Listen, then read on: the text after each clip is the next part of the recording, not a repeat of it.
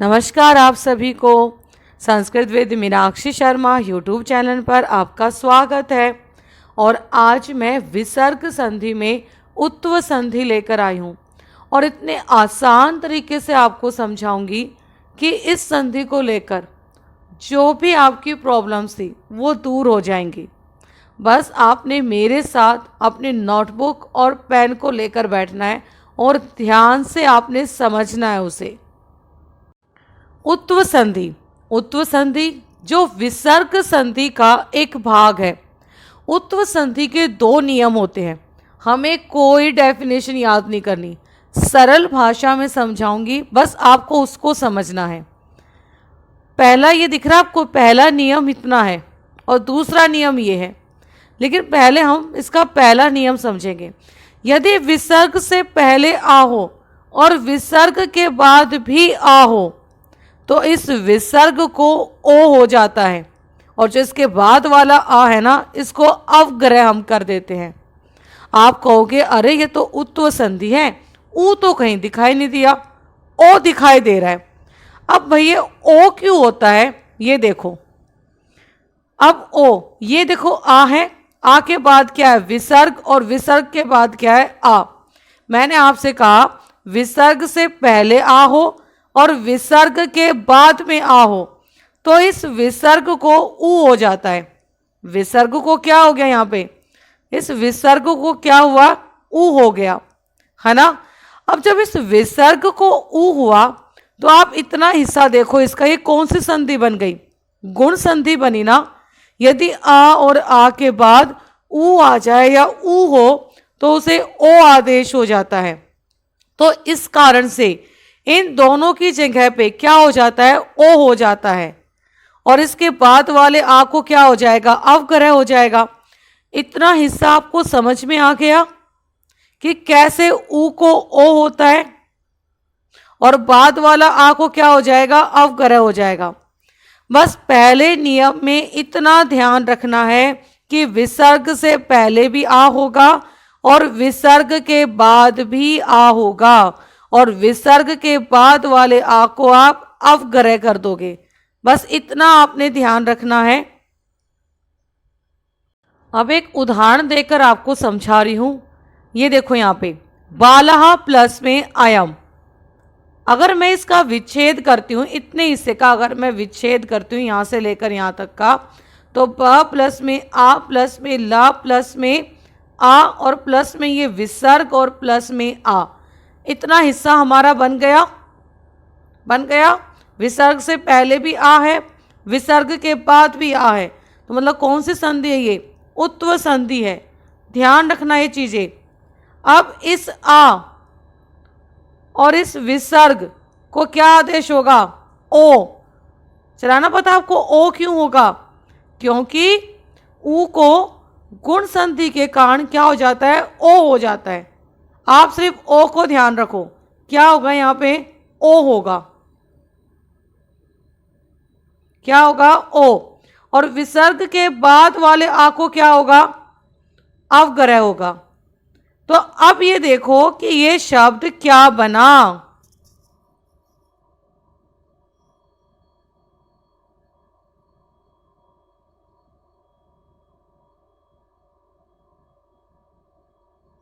क्या बना ये बना आपका बालो अयम।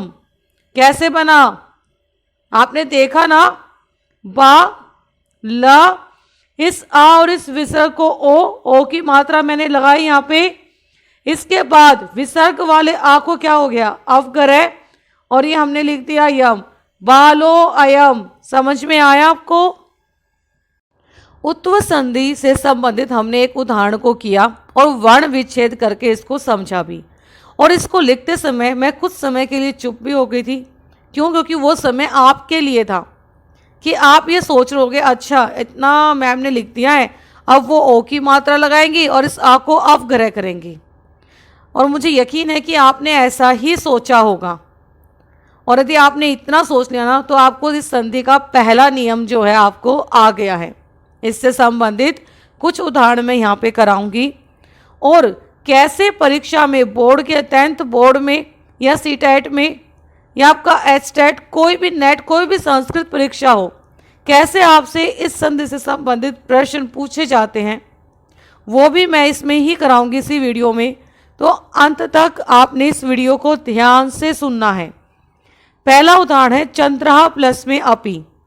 अब चंद्रहा प्लस में अपी, आपको पता है नीचे वाला रा जो होता है वो पूरा होता है, उसमें आ मिला हुआ है यहाँ पे, और जो ऊपर वाला रा होता है वो आधा होता है। तो इस रा के बाद क्या मिला हुआ है? आ। तो विसर्ग से पहले क्या आ गया? आ, और विसर्ग के बाद भी आ, क्या आया आपका? आ।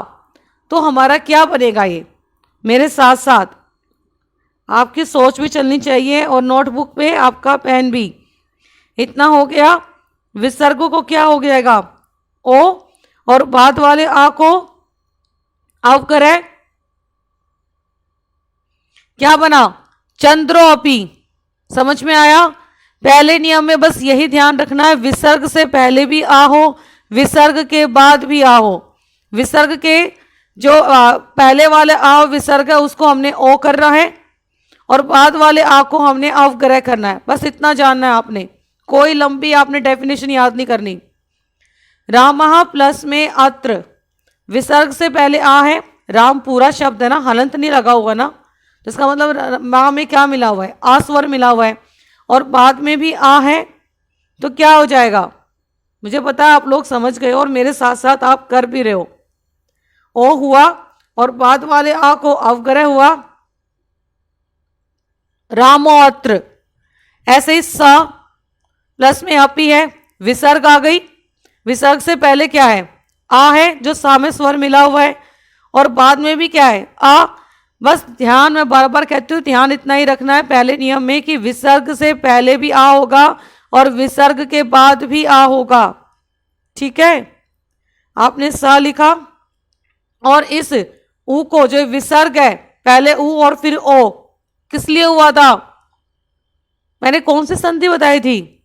गुण संधि, है ना। और ओ बाद वाले को अवग्रह, और ये पी, सो अपी। प्रथमा प्लस में अध्याय, माँ में हलंत नहीं है, मतलब स्वर आ मिला हुआ है, विसर्ग से पहले हमने यहां पे लिखा प्रथम, और इस विसर्ग को हमने ओ कर दिया, विसर्ग के बाद वाले आ को हमने अवग्रह किया, और हमने ऐसे ही जोड़ दिया। प्रथमो अध्याय, समझ में आया? और मुझे पता है आपको ये पहला नियम समझ में आ गया, और बहुत ही आसान अगर आपको लगा हो ना समझते हुए, तो इस चैनल को लाइक और सब्सक्राइब जरूर कर देना, ताकि मैं आपके लिए ऐसी ही वीडियो बनाती रहूं। उत्व संधि का पहला नियम हम समझ चुके हैं। अब उत्व संधि का दूसरा नियम समझा रही हूं, बिल्कुल सरल शब्दों में, कोई डेफिनेशन याद नहीं करनी। दूसरा नियम ये कहता है, अगर भाई विसर्ग से पहले आ तो है, लेकिन अगर विसर्ग के बाद आ ही ना हो तो क्या होगा? अब यही दूसरा नियम है। उसने कहा यदि विसर्ग से पहले आ है, और अगर बाद में किसी भी वर्ग का तीसरा, चौथा, पांचवा वर्ण, या य, र, ल, व, ह, इनमें से कोई भी वर्ण है, तो इस आहा को ओ आदेश हो जाएगा। मतलब इस आ और इस विसर्ग की जगह पर ओ हो जाएगा, और उसके बाद जो शब्द होगा वो ऐसे का ऐसे लिखा जाएगा। अब कोई अवग्रह नहीं आएगा। अवग्रह का साइन क्यों नहीं आएगा? क्योंकि पहले नियम में क्या था? विसर्ग से पहले भी आ होना चाहिए और विसर्ग के बाद भी आ होना चाहिए। लेकिन दूसरे नियम में क्या है कि विसर्ग से पहले तो आ होगा, लेकिन विसर्ग के बाद किसी भी वर्ग का तीसरा, चौथा, पांचवा, और ये अंतस्थय वर्ण और हा, ये होंगे, तो इस आ और इस विसर्ग की जगह पर ओ आदेश होगा, और बाद वाला शब्द ऐसे का ऐसा लिखा जाएगा। समझ में आया? अब इसका देखो, आप पहले वर्ग समझो भाई। वर्ग मैंने आपको समझाए भी थे, दीर्घ जो मेरी स्वर संधि की मैंने वीडियो बनाई थी उसमें। लेकिन यहाँ पर देखिए आप, मैंने ये एक टेबल बनाई है जिसमें वर्ग के तीसरे, चौथे, पांचवें वर्ण हैं। जैसे कवरक का पहला वर्ण क्या होता है? क, दूसरा वर्ण ख, लेकिन हमने पहला और दूसरा भाई नहीं चाहिए हमें, हमें क्या चाहिए, तीसरा, चौथा और पांचवा वर्ण। तो कवरक का तीसरा वर्ण क्या है, ग, घ, ग। और चवरक का ज, झ, या। टवरक का ड, ढ, अण। तवरक का द, ध, न। और पवरक का ब, भ, म। और कौन से वर्ण चाहिए हमें, अंत स्तव य, र, ल, व और ह। अगर इस आहा के बाद ये वर्ण है तो इस आहा को ओ हो जाएगा और बाद वाला शब्द ऐसे का ऐसा लिखा जाएगा। जैसे मनहा प्लस में रथा। अब मैंने जो ये उदाहरण लिखा है इसका मैंने पूरे का वर्ण विच्छेद लिख दिया। अब आप समझाओ कि आपकी संधि में यहाँ प्लस कहाँ पे आ रहा है।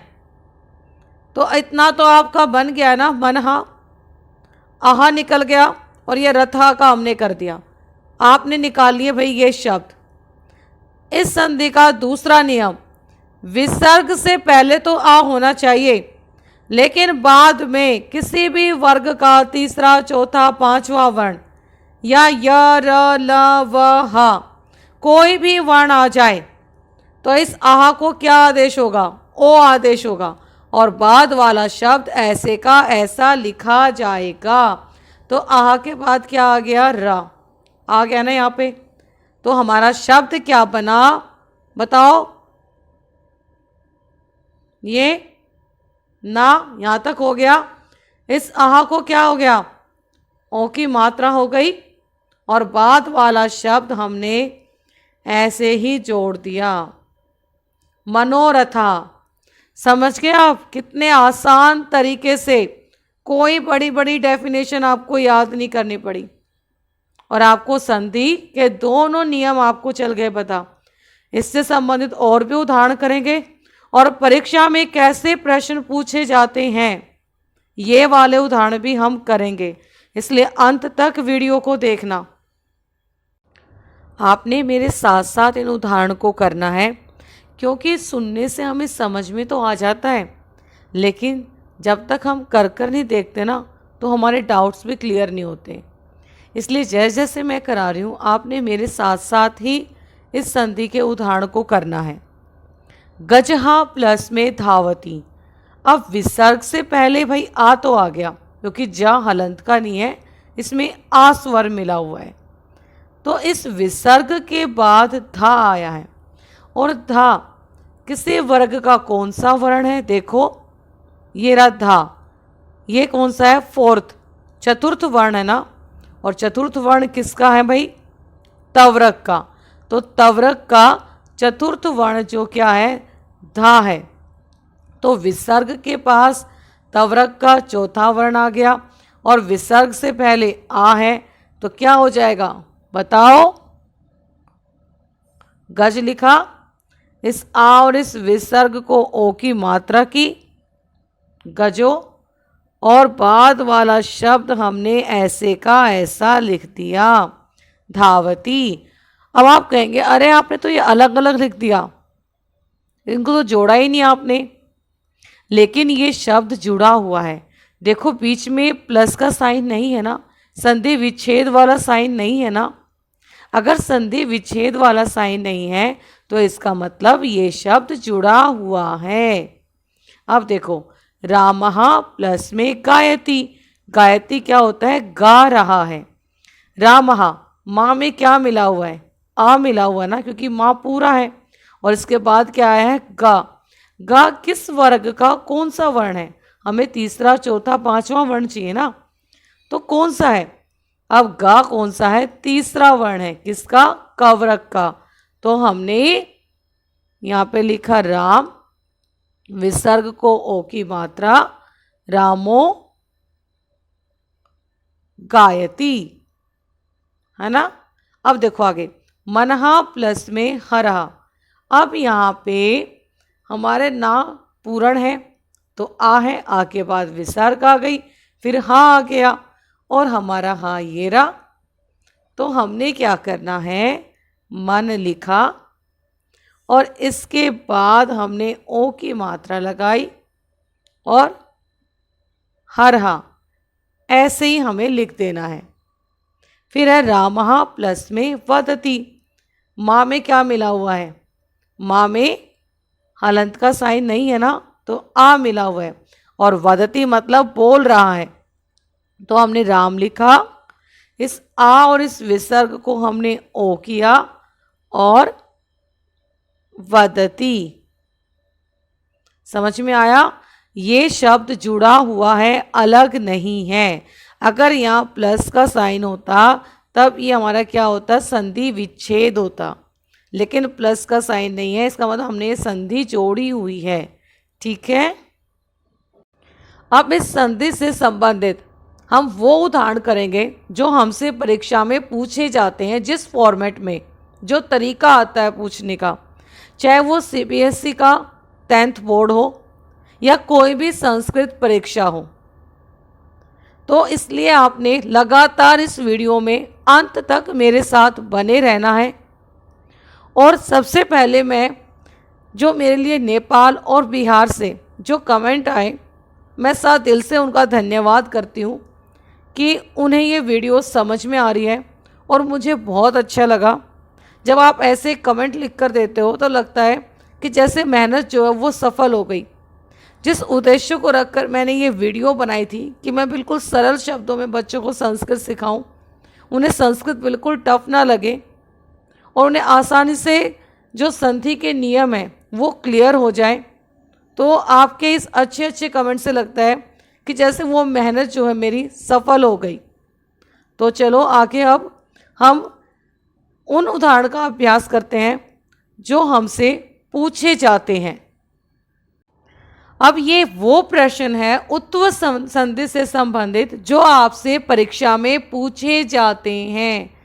आपसे ऐसे पूछे जाएंगे सेंटेंस के फॉर्म में, और जिस शब्द में उत्व संधि लगानी है या कोई भी आपने संधि लगानी है, उस वर्ड को अंडरलाइन किया जाएगा और आपको समझना है कि उसमें कौन सी संधि है। ठीक है, तो पहला हमारा है बालः एषः, बालः प्लस में अत्र, एव क्रीडति। आपने पूरे सेंटेंस में ध्यान नहीं देना, आपने ध्यान देना है बस उस अंडरलाइन शब्द पर कि वो क्या है, उसमें कौन सी संधि लगी है। आपका ध्यान बस वहाँ होना चाहिए और देखते ही पहचान जाओगे, अरे विसर्ग से पहले आ है, विसर्ग के बाद आ है, तो ये तो कौन सी संधि है? उत्व संधि है। और आप फटाफट लिख दोगे इसको,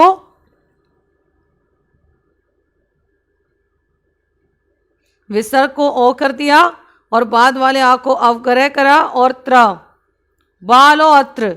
समझ में आया? तो आगे देखो, पुरुषः प्लस में गच्छति, स्व आलम, अंडरलाइन इस पे है, आपने ध्यान दिया। अच्छा, उत्व संधि का पहला नियम तो नहीं लग रहा, क्योंकि पहले तो आ है विसर्ग से पहले, लेकिन बाद में आ नहीं है। अच्छा, ये तो वर्ग का दूसरा तीसरा वर्ण है, कौन सा है? तीसरा चौथा पांचवा कौन सा वर्ण है वर्ग का? आप कवर्ग को सोचो, क ख ग, अच्छा ये तीसरा वर्ण है, तो ना उत्व संधि का दूसरा नियम लग रहा है यहाँ पे। आपने क्या करना है फिर? विसर्ग को ओ किया और बाद वाला शब्द आपने ऐसे का ऐसे लिख दिया, पुरुषो गच्छति। समझ में आया? बस ध्यान से करना है, नोटबुक और पेन आपके हाथ में होना चाहिए, मैं बार बार कह रही हूं आपको। देवो जनानाम सदकर्माणि पश्यन्ति। अब अगर ऐसे आपका क्वेश्चन आपसे पूछा जाए तो आपने समझना है ये संधि विच्छेद नहीं है, ये संधि है। यहाँ पे ये वर्ड जुड़ चुका है। यहाँ पे अगर प्लस का साइन नहीं है बीच में, तो इसका मतलब क्या है कि शब्द जुड़ा हुआ है। आपने इसको क्या करना है? अलग करना है। अब आपने अपनी संधि के नियम को पहचानना है, और ये ऐसे जो है वो दीर्घ में भी आ सकता है, ठीक है, व्यंजन संधि में भी आ सकता है, और विसर्ग तो हम कर ही रहे हैं उत्व संधि। तो मैं तो यहाँ उत्व संधि से संबंधित आपको उदाहरण दिए। तो देखो यहाँ पे ओ आ गया भाई, ओ तो आप समझ गए कि ओ मतलब विसर्ग को ओ हो गया है, और ज जो है वो किसी भी वर्ग का तीसरा चौथा पांचवा वर्ण है। च छ ज, हाँ ये तो चवर्ग का तीसरा वर्ण है, मतलब यहाँ तो उत्व संधि लगी हुई है। तो आपने क्या करना है, आपने वर्ण विच्छेद करना है। आपने देव लिखा, इस ओ को विसर्ग की, प्लस का साइन दिया, और बाद वाला शब्द आपने ऐसे का ऐसा लिख दिया। समझ में आया? आगे देखो, अब देवराजा शक्रो अहम अस्मि। आपको क्या, अरे यहाँ तो अवग्रह आ गया है, और अवग्रह तो एक तो पररूप संधि में आता है और एक विसर्ग संधि में भी आता है। तो यहाँ तो ओ भी है, और ओ किसको होता है, विसर्ग को होता है। तो आप फटाफट क्या करोगे, अब यहाँ पे आपको मैंने ऑप्शन भी दिए हैं, क्योंकि कई बार ऑप्शन भी आते हैं ना आपको, कि आपको ऑप्शन में से पहचानो अच्छा कौन सा राइट होता है। और जिसको नियम नहीं पता होता ना, वो ना किसको क्लिक करता है, किसको टिक करता है, वो इसको करता है। कैसे, अच्छा शक्रो अहम, यहाँ तक आ गया ये शब्द, और बाद में ये बचा हुआ है, बस फिर तो भाई 100% यही है, और वो इस पे टिक लगा देता है। लेकिन जिसने समझा है सरल भाषा में, बड़ी बड़ी डेफिनेशन के साथ नहीं, वो फटाफट क्या करेगा, अच्छा अवग्रह तो ये तो उत्तु संधि है, तो वो क्या करेगा, यहाँ पे शक्रहा आ गया भाई, अहम येरा और अस्मि येरा, और एक क्या है, शक्र प्लस में ओहम प्लस में अस्मि, मतलब शक्र शक्र लिखा और ओहम कर दिया। जिसको इतना पता होगा, अच्छा इसको आप ही हो जाता है, ओहम कर दिया और अस्मि कर दिया। लेकिन नियम को समझना है, जैसे आपने समझा है। अच्छा, अवग्रह जब होता है, जब विसर्ग से पहले आ होता है, तो आपने शक्रहा किया, प्लस में आपने अहम लिखा और प्लस में अस्मि, और आप इस वाले शब्द को टिक कर दोगे। ठीक है, ज़्यादातर 10th में आपसे ऐसे ही पूछा जाता है, जब संधि आती है तो आपको ऑप्शन दे देते हैं उनके कि इनमें से कौन सी राइट है, लेकिन आपने सिर्फ अंडरलाइन जो शब्द है उस पर ध्यान रखना है। बाकी शब्दों को आपने, जो सेंटेंस है उसको नहीं देखना, आपका फोकस सिर्फ अंडरलाइन शब्द पर होना चाहिए। आगमिष्यति, अंडरलाइन इस शब्द पे है, अवग्रह ओ की मात्रा है, हम समझ गए भाई, ये तो उत्व संधि है। हमने एशाह लिखा, विसर्ग लगाया और प्लस में हमने अपी कर दिया। जब हम वर्ण को जोड़ेंगे तब इस आ को अवग्रह होगा और इस विसर्ग को ओ की मात्रा होगी।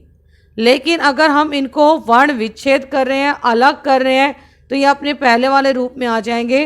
इस ओ को विसर्ग हो जाएगा और इस अवग्रह को आ हो जाएगा।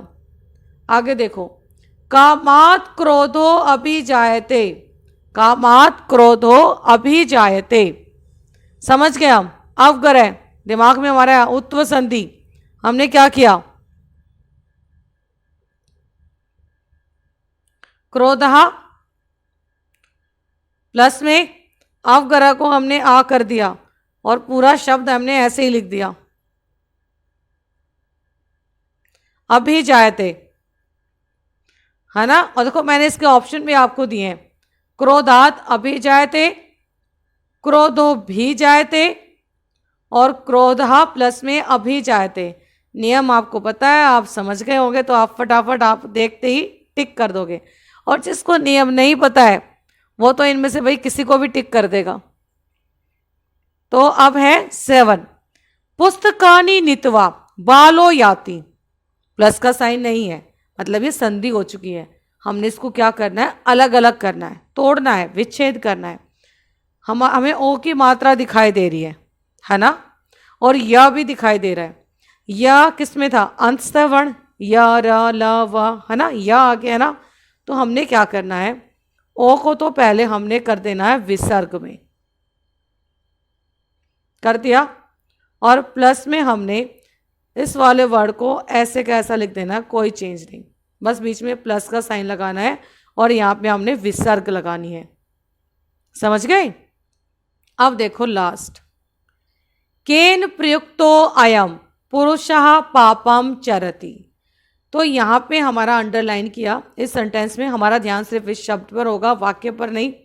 शब्द को हमने ध्यान रखना है और संधि को सोचना है। अवग्रह आ गया है, ओ की मात्रा है, तो मतलब कौन सी हमारी उत्व संधि का पहला नियम लग रहा है यहाँ पे।